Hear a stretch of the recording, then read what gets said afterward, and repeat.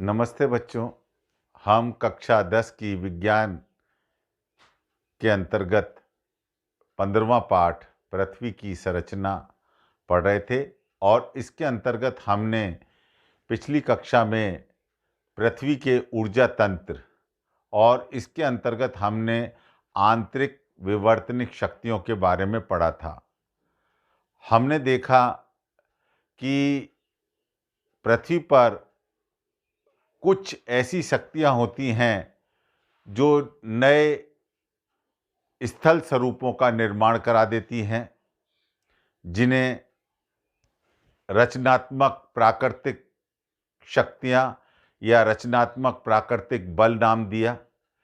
इसके विपरीत कुछ ऐसी भी शक्तियां होती हैं जो इन नए स्थल स्वरूपों का विनाश करती हैं, उनको मिटाने का प्रयास करती हैं। उन्हें विनाशात्मक प्राकृतिक शक्तियां कहा गया या विनाशात्मक प्राकृतिक बल कहा गया। कुछ आंतरिक शक्तियां हमने पढ़ी थीं जो नए स्वरूपों का निर्माण कराती हैं। उनमें से कुछ विनाशात्मक भी थीं। आज हम बाह्य शक्तियों के बारे में पढ़ेंगे जो इन स्थल स्वरूपों को विनाश करेंगी, उनको मिटाने का प्रयास करेंगी। उसको अपन बाह्य विवर्तनिक शक्तियों के अंतर्गत देखेंगे।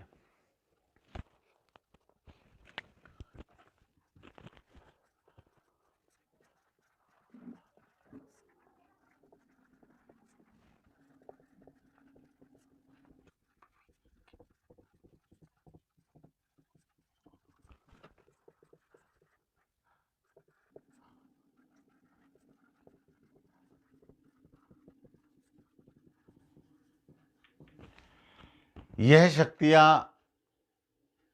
पृथ्वी की सतह से बाहर कार्य करती हैं और पृथ्वी की सतह में बदलाव लाती हैं। अधिकतर ये शक्तियां विनाशात्मक शक्तियां होती हैं, यानी जो पुराने स्थल स्वरूप हैं उनको मिटाने का प्रयास करती हैं। ये शक्तियां भी दो प्रकार की हैं। पहली, अपने स्थान पर रहकर कार्य करने वाली, यानी ये शक्तियां स्थिर होंगी, गतिशील नहीं होंगी, स्थिर। और दूसरी शक्तियां गति से कार्य करने वाली। दो तरह से हमने डिवाइड कर दिया है। एक तो स्थिर हैं, अपने ही स्थान पर रहेंगी और वो इस तरह की पृथ्वी की सतह में बदलाव लाने का कार्य करेंगी। दूसरी शक्तियां गति से पृथ्वी की सतह में परिवर्तन लाने का प्रयास करेंगी। तो अपने स्थान पर रहकर कार्य करेंगी, उनको हम अपक्षयन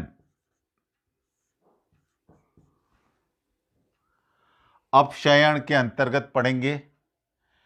ये बड़ी बड़ी चट्टानों को तोड़ने का कार्य करती हैं। और दूसरी जो गति से कार्य करने वाली शक्तियां हैं उनको हम अपर्दन मतलब उस टूटे हुए भाग को एक स्थान से दूसरे स्थान पर ले जाने का कार्य करेंगी। तो पहली शक्ति अपक्षयण की शक्ति या शक्तियां। अपक्षयण शक्तियां चट्टानों को तोड़कर उन्हें मिट्टी में बदलने का कार्य करती हैं।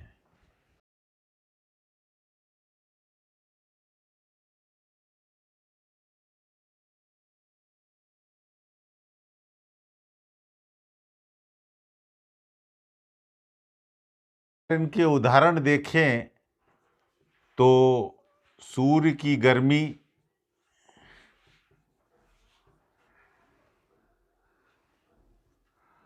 वर्षा, पाला, जल और वायु, ये मैंने कुछ अपक्षयण शक्तियों के उदाहरण दिए हैं। ये उदाहरण दिए गए हैं किनके? अपक्षयण शक्तियों के। सबसे पहले हम सूर्य की गर्मी की बात करते हैं। तो आप जानते होंगे कि पृथ्वी पर ऊर्जा का जो स्रोत है, मुख्य स्रोत, वो सूर्य है। दिन के समय में सूर्य की गर्मी पड़ती है तो चट्टानें फैल जाती हैं। ये चीज़ हमने पूर्व की कक्षाओं में विज्ञान में पढ़ी है कि गर्मी पाकर वस्तुएं फैलती हैं। तो चट्टानें भी गर्मी पाकर फैलेंगी और रात के समय जब ठंड हो जाएगी, उस स्थिति में ये चट्टानें सिकुड़ेंगी। तो प्रतिदिन दिन के अंदर चट्टानें फैलेंगी और रात के समय सिकुड़ेंगी।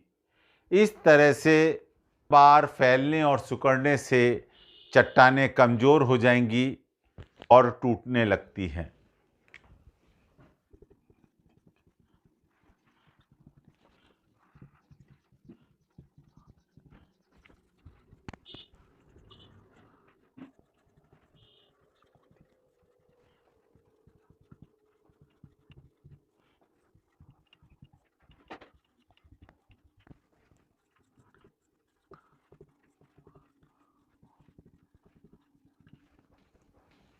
वर्षा की मार, मान लो कि दिन के समय गर्मी पाकर चट्टान फैल गई और जब वो गर्म स्थिति में है और उस पर बारिश पड़ गई तो चट्टान अचानक से सिकुड़ने की स्थिति में आ जाएगी और जो ये टूटने की प्रक्रिया है वो तेज हो जाएगी। गर्म चट्टानों पर वर्षा उनके टूटने की गति को तेज कर देता है।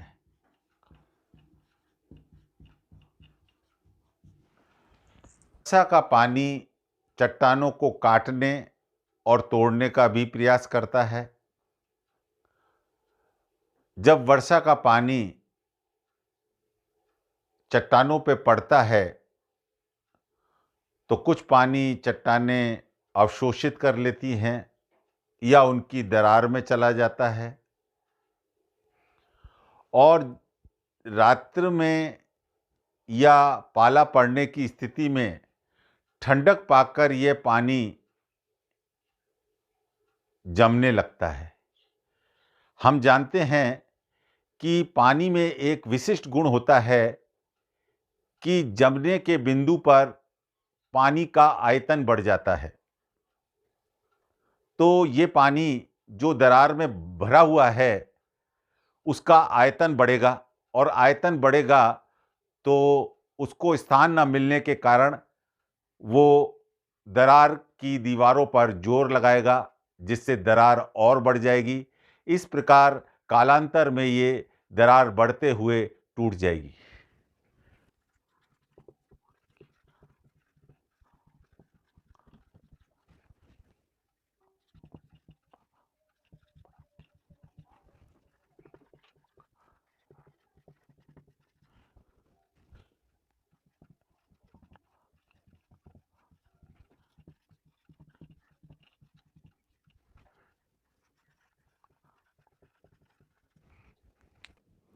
जब वायु चलती है तो वायु के साथ धूल के कण भी उड़ते हैं और ये धूल के कण वायु के साथ चट्टानों से, पहाड़ों से टकराते हैं।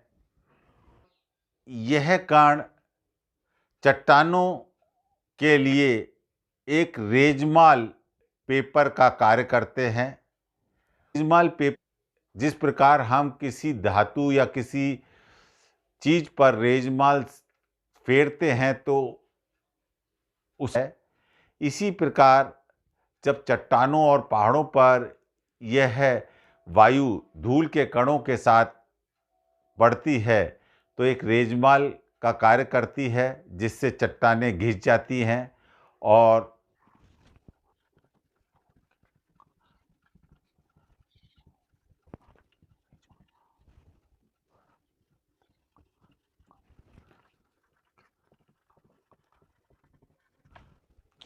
प्रभाव हमने बताया।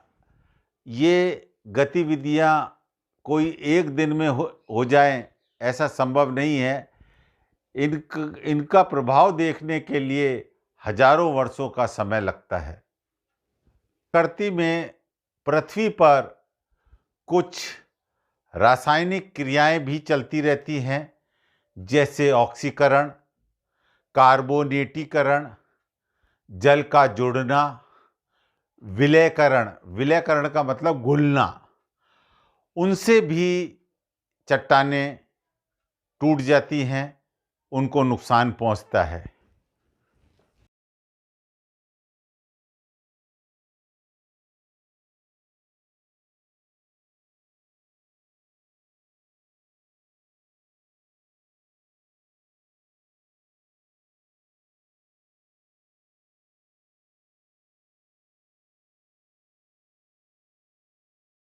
विलयकरण का अर्थ होता है घुलना, विलय होना यानी घुलना।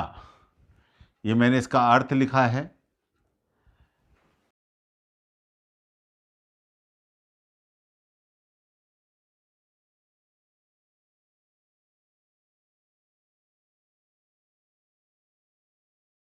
देखा होगा कि कुछ जीव जंतु जैसे चूहा है, खरगोश है, अन्य जंतु हैं, ये चट्टानों में अपना बिल बनाते हैं। तो बिल बनाते समय ये एक तरह से अपशयन का कार्य कर रहे हैं। चट्टान के लिए ये अपशयन का कार्य है।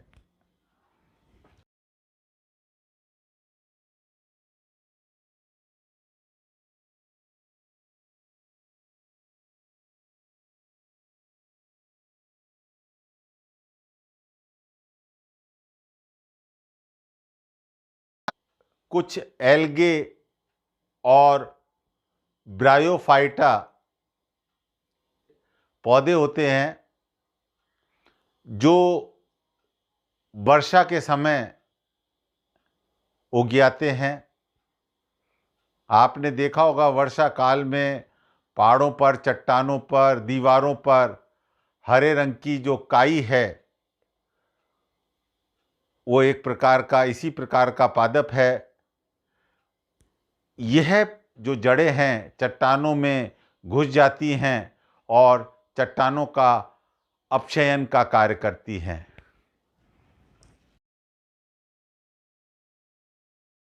हैं एल्गे को और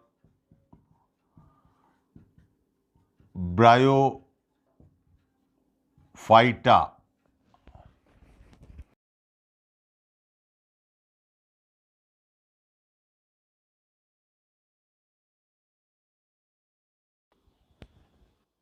अपक्षयन का कार्य करता है। मानव अपनी आवश्यकता और लालच के लिए मशीनों द्वारा या बारूद के द्वारा इन चट्टानों को तोड़ता है, तो यह भी अपक्षयन में मदद करता है।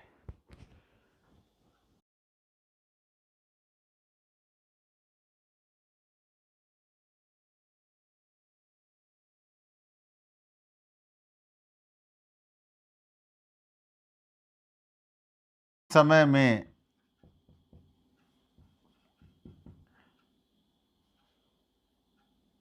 इस सर्वाधिक अपक्षयण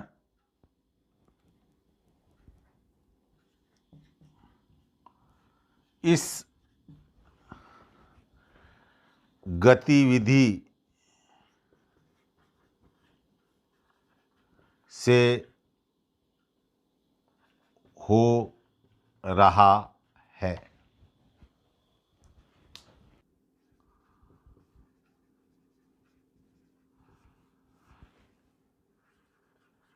कृषि में की दृष्टि में अपक्षयण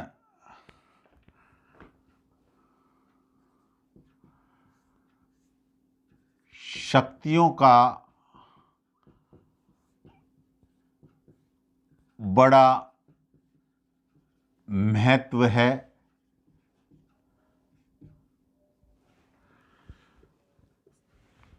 कृषि के लिए मिट्टी का निर्माण इन्हीं शक्तियों द्वारा होता है।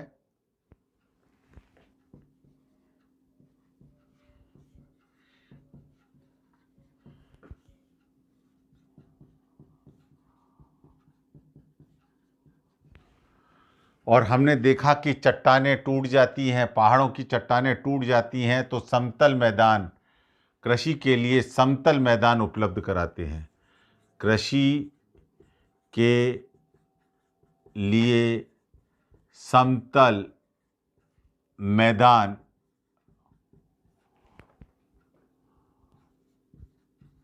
उपलब्ध कराती है। यह अपक्षयण की शक्ति से ही संभव है।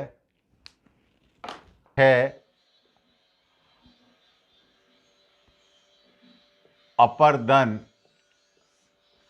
की शक्तियां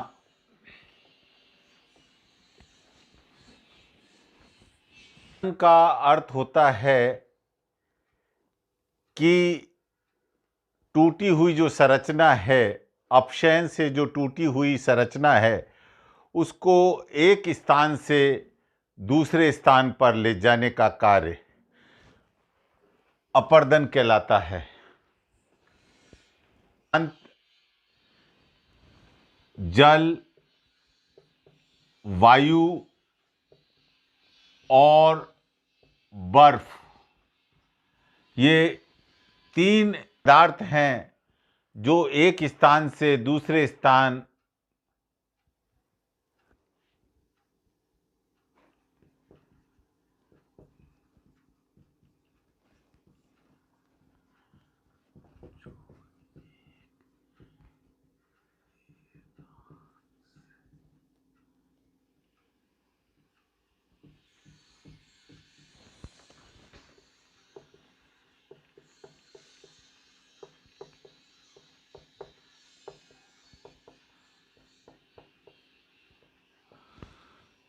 बच्चों, जो बहाव होता है, जब कोई चीज बहती है उसमें अत्यधिक शक्ति होती है, तो ये तीनों बहने का कार्य करती हैं। तो इन तीनों में अत्यधिक शक्ति होगी।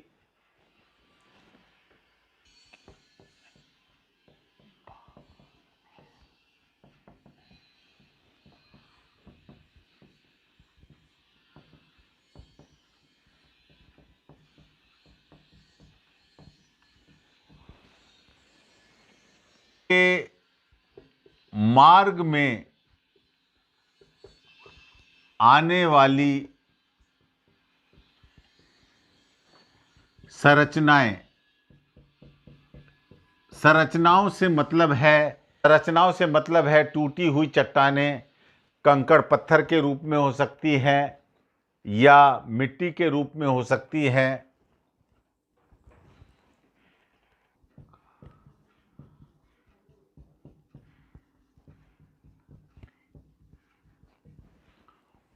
और एक स्थान से दूसरे स्थान पर पहुंच जाती हैं। कालांतर में ये पदार्थ मतलब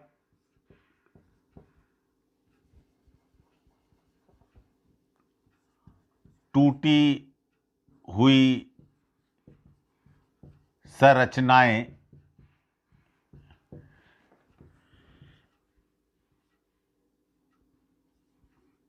एक स्थान से दूसरे स्थान पर पहुंचकर जमा होने लगते हैं।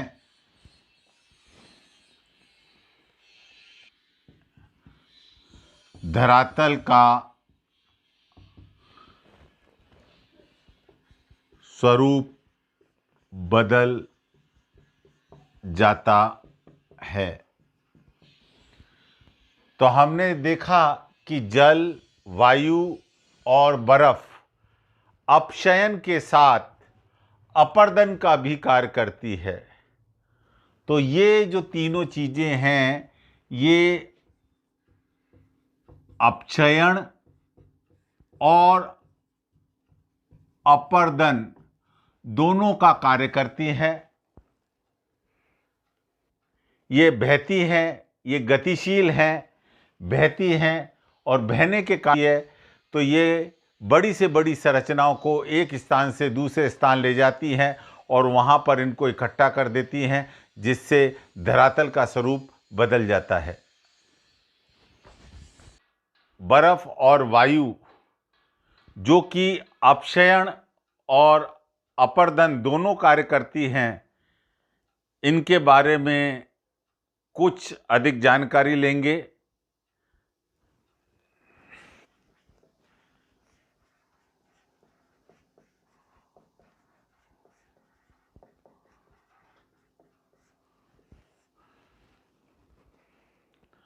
वायु क्यों बहती है, इसका उत्तर भूगोल और विज्ञान देते हैं।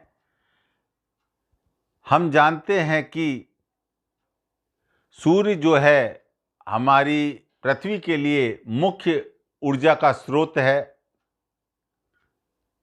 ये संलयन अभिक्रिया हो रही है, उससे वहाँ पर ऊर्जा मुक्त होती है और उस ऊर्जा का कुछ भाग पृथ्वी पर पहुँचता है। लेकिन इस पृथ्वी पर पहुँची है, उसका पृथ्वी पर समान वितरण नहीं होता है, क्योंकि पृथ्वी के कुछ भाग पर सूर्य की किरणें सीधी पड़ती हैं और कुछ भाग पर यह किरणें तिरछी हो जाती हैं। तो जहाँ पर तिरछी किरण पृथ्वी के पर सूर्य की किरणें सीधी पड़ेंगी यानी लंबवत पड़ेंगी, वहाँ पर सूर्य की अत्यधिक ऊर्जा मिलेगी, वहाँ पर गर्मी की स्थिति होगी और गर्मी की स्थिति होने से वहाँ की जो वायु है वो फैल जाएगी। जैसा हम जानते हैं कि गर्मी पाकर वायु फैलेगी और वायु के फैलने से वहाँ का दाब कम हो जाएगा। इसके विपरीत जिस भाग पर सूर्य की किरणें तिरछी पड़ेंगी, उस भाग पर सूर्य की ऊर्जा कम मिलेगी और कम मिलने के साथ उस स्थान पर तापमान कम रहेगा, यानी ठंड का, सर्दी की स्थिति में वहाँ की वायु सिकुड़ेगी और सिकुड़ने से उस क्षेत्र का जो वायु दाब होगा वो अधिक होगा। अब हमने देखा कुछ स्थानों पर वायु दाब अधिक होगा और कुछ स्थानों पर वायु दाब कम होगा। तो यहाँ पर वायु दाब का अंतर आ गया। तो वायु दाब के अंतर के कारण ही अधिक वायु दाब से कम वायु दाब वाले क्षेत्र की तरफ हवा बहेगी।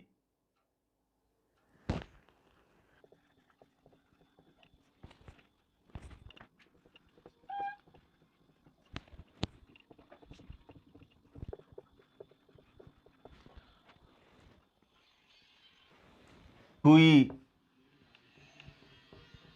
हवा को पवन कहते हैं।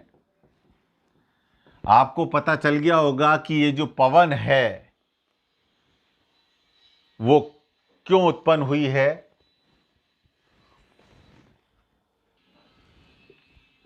पवन की गति क्षेत्रों के वायु दाब के अंतर पर निर्भर करती है। इसका अर्थ ये हो गया, जब दो स्थानों का वायु दाब में अंतर ज़्यादा होगा तो तेज पवन चलेगी, और जब दोनों क्षेत्रों के वायु दाब का अंतर कम होगा तो हल्की पवन चलेगी। ऐसे हैं जहां पर ये दाब अंतर समान बना रहता है। पृथ्वी के पर कई ऐसे क्षेत्र हैं जहां पर ये दाब अंतर समान बना रहता है, तो वहां पर एक निश्चित दिशा में ही पवन चलती है।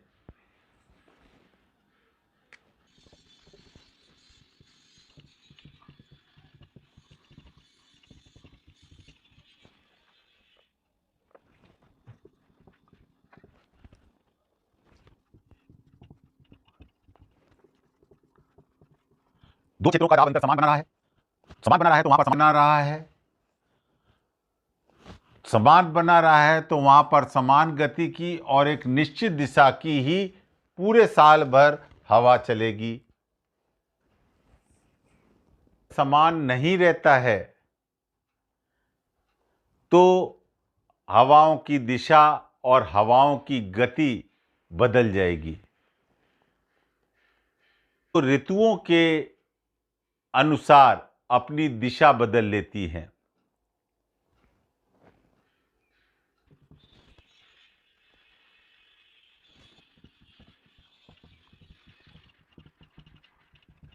अब कैसे ये दिशा बदलती हैं? गर्मी की बदलती हैं, गर्मी की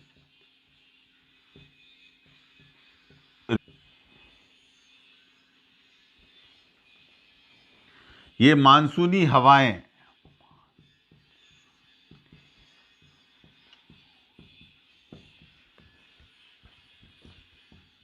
समुद्र से स्थल की ओर चलती हैं। ऐसा क्यों होता है कि गर्मी की ऋतु में जो समुद्र है वो कम गर्म हो पाएगा और स्थल भाग ज़्यादा गर्म हो जाएगा। स्थल भाग ज़्यादा गर्म हो जाने से वहाँ वायु दाब कम होगा और समुद्र पे वायु दाब अधिक होगा, तो समुद्र से स्थल भाग की तरफ हवाएं चलेंगी और ये हवाएं अपने साथ में समुद्र की नमी लेकर आएंगी, जो आगे चलकर ठंडी होंगी और स्थल भाग पर वर्षा कराएंगी। इसी प्रकार सर्दी की ऋतु में मानसूनी हवाएं स्थल से समुद्र की ओर चलती हैं। सर्दी की ऋतु में स्थल अत्यधिक ठंडा हो जाएगा और ठंडा होने से वहाँ का वायु दाब कम हो जाएगा, जबकि समुद्र उतना ठंडा नहीं हो पाएगा जितना स्थल भाग ठंडा हो गया है, और समुद्र स्थल की तुलना में फिर भी गर्म रहेगा तो वहाँ का वायु दाब कम होगा। तो अब की बार अधिक दाब कहाँ पर है? स्थल भाग पर है। समुद्र की ओर हवा चलेंगी, मानसूनी हवा चलेंगी, उसे ग्रीष्मकालीन मानसून कहते हैं, और इसको बोलेंगे शीतकालीन मानसून।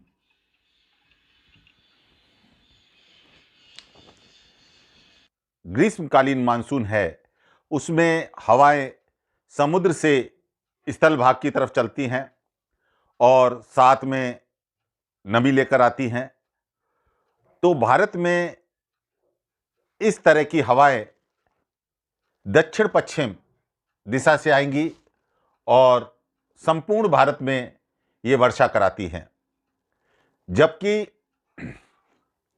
शीतकालीन मानसून में हवाएं स्थल भाग से समुद्र की तरफ जाती हैं। इस स्थिति में भी जो भारत में उत्तर पूर्वी हवाओं की दिशा होती है और ये जो शीतकालीन मानसून है तमिलनाडु और केरल में वर्षा कराता है। वर्षा और कहीं पर कम होती है, इसके कई कारण हैं। इसमें से एक अल नीनो प्रभाव भी है।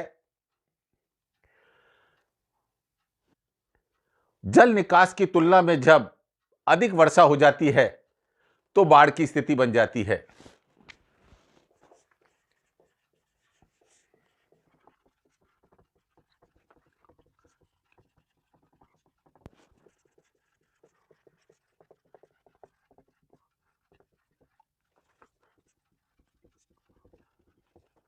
जल निकासी मतलब पानी निकासी की व्यवस्था। जो वर्षा का जल है, पानी निकासी की व्यवस्था, जो वर्षा का जल है वो स्थान विशेष पर इकट्ठा हो जाता है, वो बाहर निकल नहीं पाता है, तो वहां पर बाढ़ की स्थिति देखने को मिलती है। जी से बहता पानी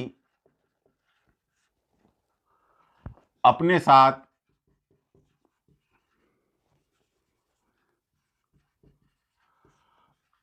बड़ी बड़ी संरचनाओं को है। बड़ी बड़ी संरचनाएं जो होती हैं उसके जो मार्ग में आ जाती हैं तो वो संरचनाएं नष्ट हो जाती हैं, अपने साथ वो इन संरचनाओं को ले जाता है, यानी उनका अपरदन कर देता है। और बाढ़ से जान माल की हानि होती है।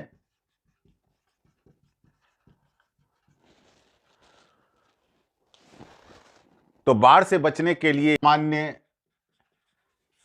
वेग की हवाएं, कभी कभी असामान्य वेग की हवाएं उत्पन्न हो जाती हैं, जैसे चक्रवात।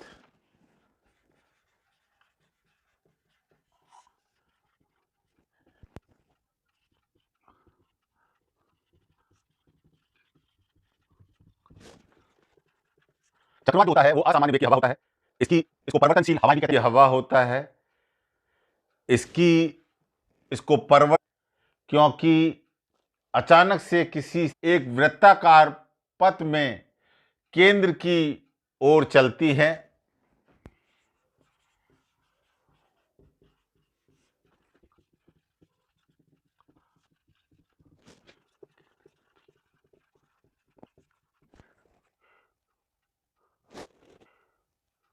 हो जाता है, इस कारण से इन हवाओं की उत्पत्ति होती है।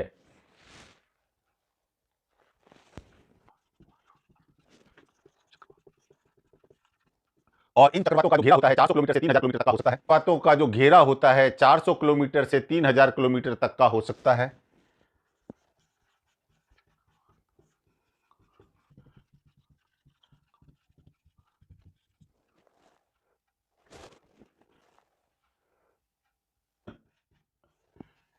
कटिबंध में चक्रवात का विस्तार व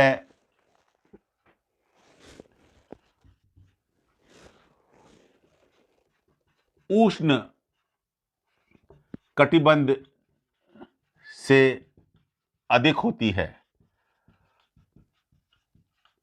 इसका अर्थ है कि शीतोष्ण जो कटिबंध हैं वहां पर चक्रवात ज्यादा आएंगे, उनका घेरा बड़ा होगा और वहां हवा की गति भी तेज होगी।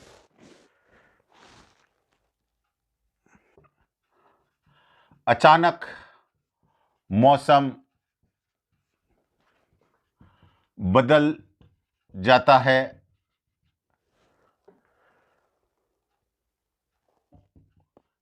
के साथ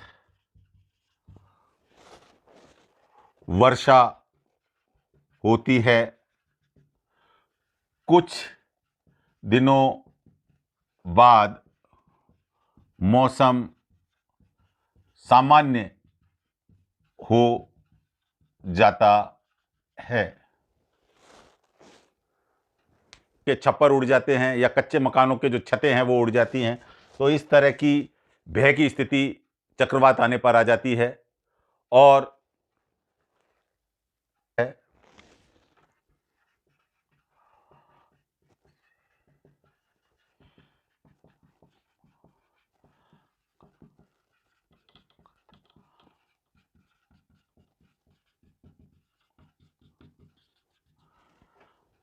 कभी कभी स्थानीय स्तर पर वायु दाब अचानक गिर जाता है, जिसके कारण तूफान आ जाते हैं।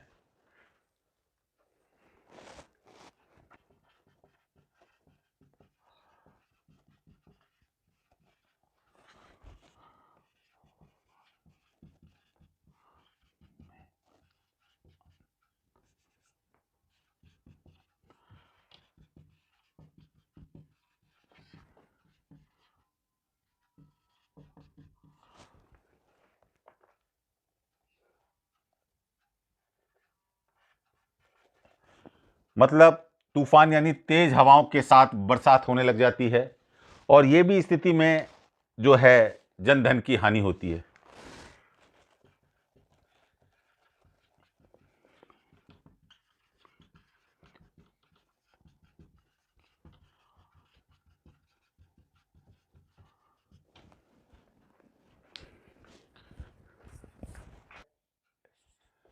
बहते पानी की शक्ति,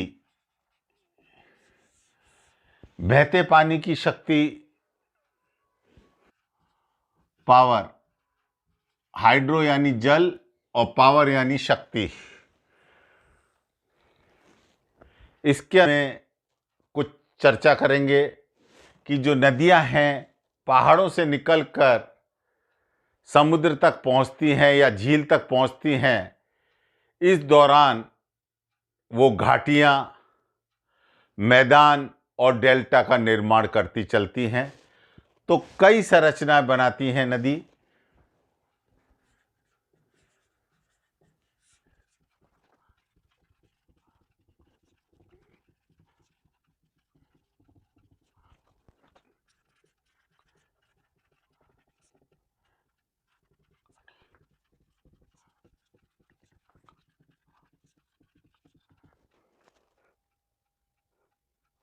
नदी का महत्व उसमें बहने भर करता है। कुछ नदियां होती हैं जो वर्षा के पानी पर बहती हैं, और कुछ नदियां जो बर्फ के पहाड़ों से आती हैं वो वर्ष भर बहती हैं।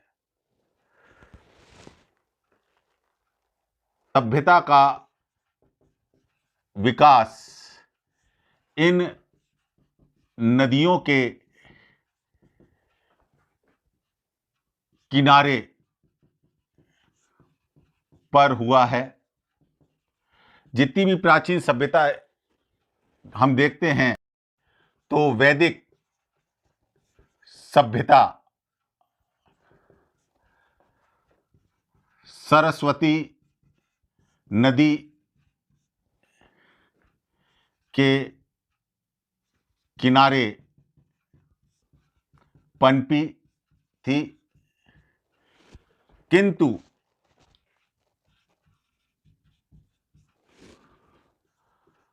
सरस्वती नदी के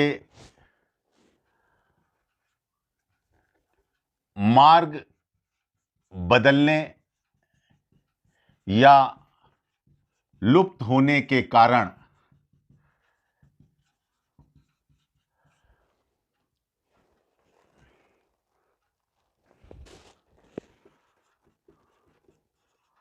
अन्यत्र चले गए। तो जो हमारी हिंदू वैदिक सभ्यता है उसका विकास इस सरस्वती नदी के किनारे हुआ और कालांतर में ये नदी वर्तमान में ये सकते हैं लुप्त हो गई है, जिसके कारण से लोग इस स्थान को छोड़कर अन्यत्र चले गए हैं।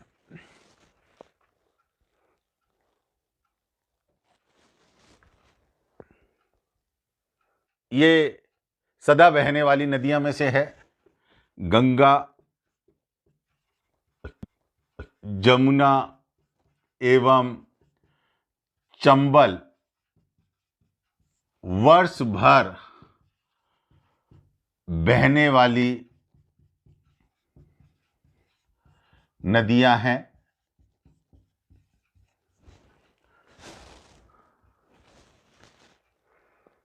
से उपजाऊ मिट्टी लाती हैं और किनारों पर उसको लाकर छोड़ देती हैं, जिससे नदियों के जो किनारे हैं उसकी जो भूमि है वो अत्यधिक उपजाऊ होती है और वहाँ पर खेती की जाती है।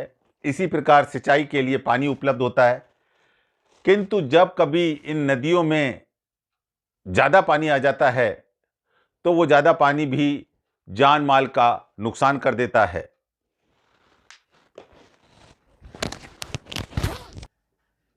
हिमनद,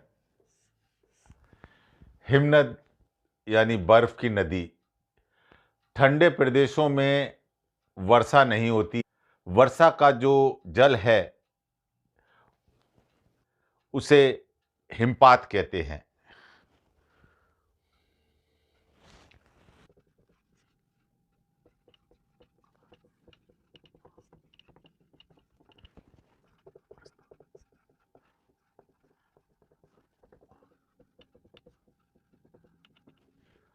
और ये जब हिमपात होता है तो काफी मात्रा में बर्फ है,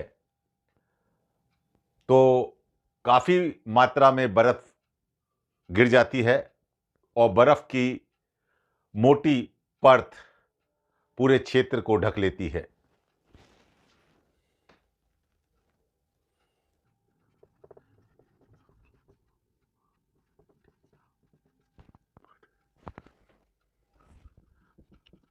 गुरुत्वाकर्षण बल के कारण नीचे की ओर धीरे धीरे हैं। ये गुरुत्वाकर्षण बल के कारण नीचे की ओर धीरे धीरे सरकने लगती हैं।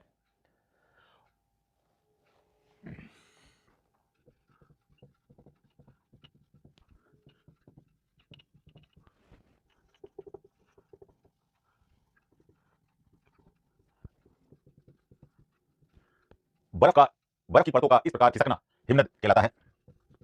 हिमनद कहलाता है।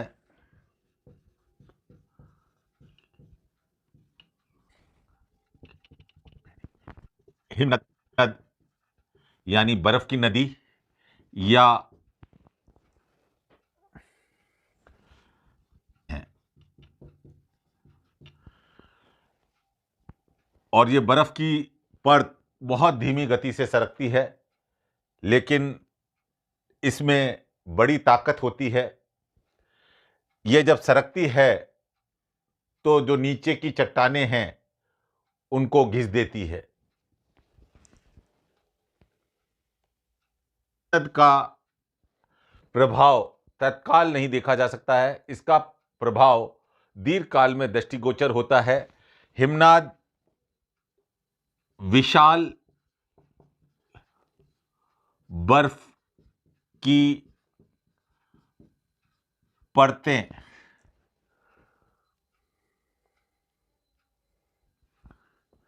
यह संपर्क में आने वाली चट्टानों को घिस देती हैं।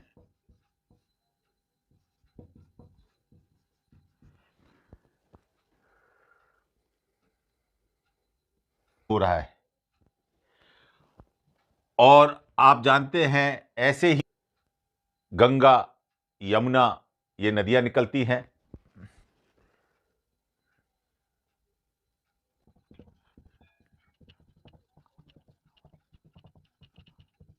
देखो आप पूरे लगातार बजाइए, इसको नहीं बजाती तो सही रहता, लेकिन बजाइए वो का तापमान बढ़ रहा है की समस्या के बारे में सुना होगा।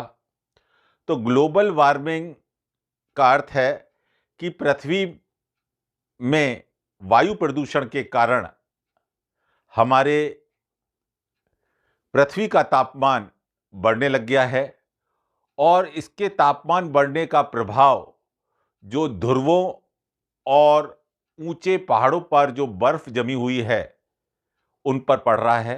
वो बर्फों ने पिघलना शुरू कर दिया है और नदियों द्वारा वो बर्फ समुद्र में पहुंचती है और समुद्र में पहुंचकर समुद्र का स्तर बढ़ा रही है। अगर इस प्रकार की गतिविधि आगे चलती रही तो जो तटवर्ती नगर हैं का जल में डूब गई थी। तो ये ग्लोबल वार्मिंग के बारे में भी हमें देखना है।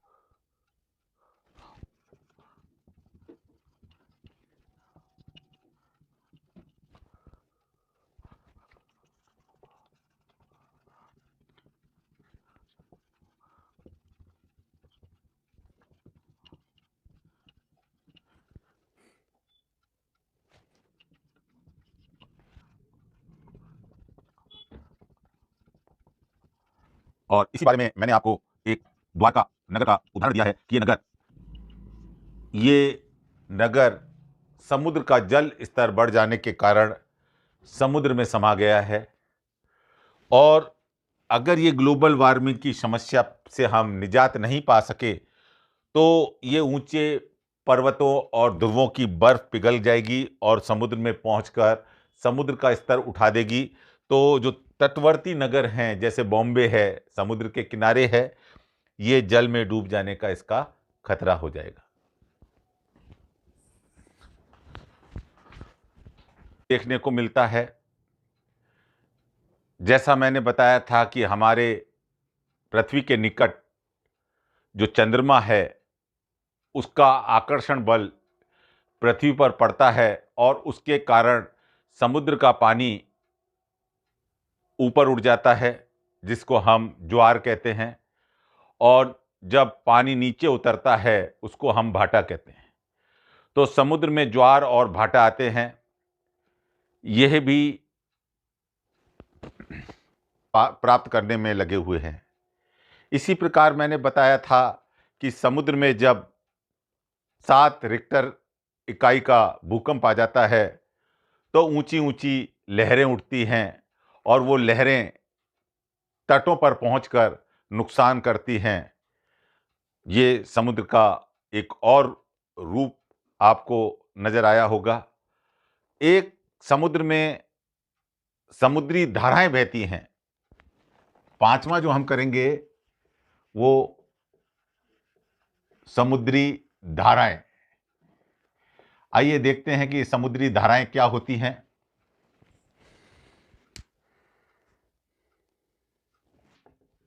बहने वाली नदी कह सकते हैं, नदी कह सकते हैं। लेकिन ये जो नदी है वो ढाल के कारण नहीं बहती है कि समुद्र के तल में कोई ढाल है उस ढाल के कारण बहती है। ये समुद्री धाराएं, ये समुद्री धाराएं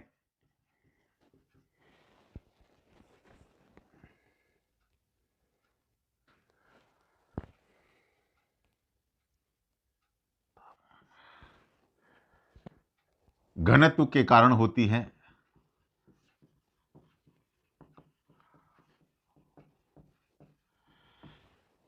वही बात है कि सूर्य का प्रकाश किसी भाग पर ज़्यादा पड़ रहा है, ज़्यादा समय के लिए पड़ रहा है, सीधा पड़ रहा है, तो वहाँ तापमान अधिक होगा। और जहाँ पर सूर्य की किरणें तिरछी पड़ रही हैं और कम समय के लिए पड़ रही हैं, वहाँ पर समुद्र का तापमान कम होगा और उसका प्रभाव, इस तापक्रम अंतर का प्रभाव पानी के घनत्व पर भी देखा जाएगा। और इसी तापक्रम अंतर घनत्व के कारण समुद्री धाराएं बहती हैं।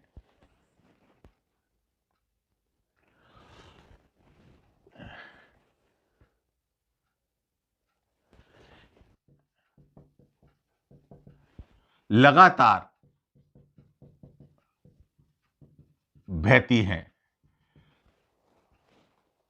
ये जो समुद्री धाराएं हैं, ये एक निश्चित दिशा में गर्म समुद्री धारा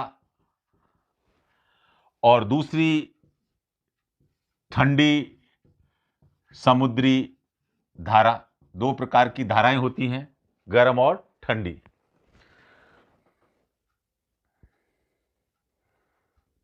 इनमें गर्म जल बहेगा, इसलिए इनको गर्म समुद्री धारा, और इस प्रकार की धाराओं में ठंडा जल बहता है, इसलिए इनको ठंडी समुद्री धाराएं कहा जाता है। जिस तट पे टकराती है उस क्षेत्र का जलवायु को गर्म करती हैं और ठंडी धाराएं, समुद्री धाराएं जहां बहेंगी, उस क्षेत्र की जलवायु को ठंडा यानी शीतल, ठंडा ऑब्लिक शीतल करती हैं।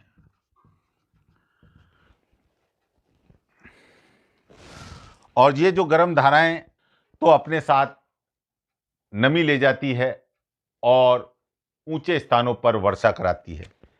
गर्म धाराओं के ऊपर से गुजरने वाली हवाएं अपने साथ नमी लाती हैं। वह ऊंचे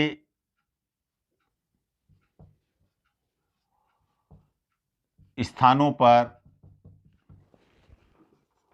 वर्षा कराती हैं। जहां पर ये गर्म और ठंडी समुद्र धाराएं मिलती हैं, गर्म व ठंडी धाराएं मिलती हैं,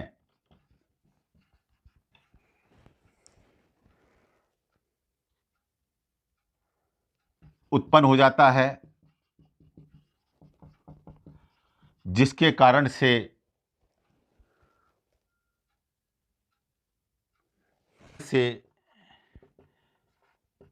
हैरिकेन व टाइफून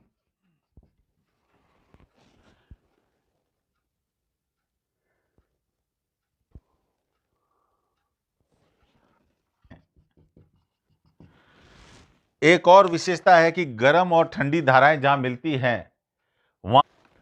आज के लिए इतना ही काफी बच्चों।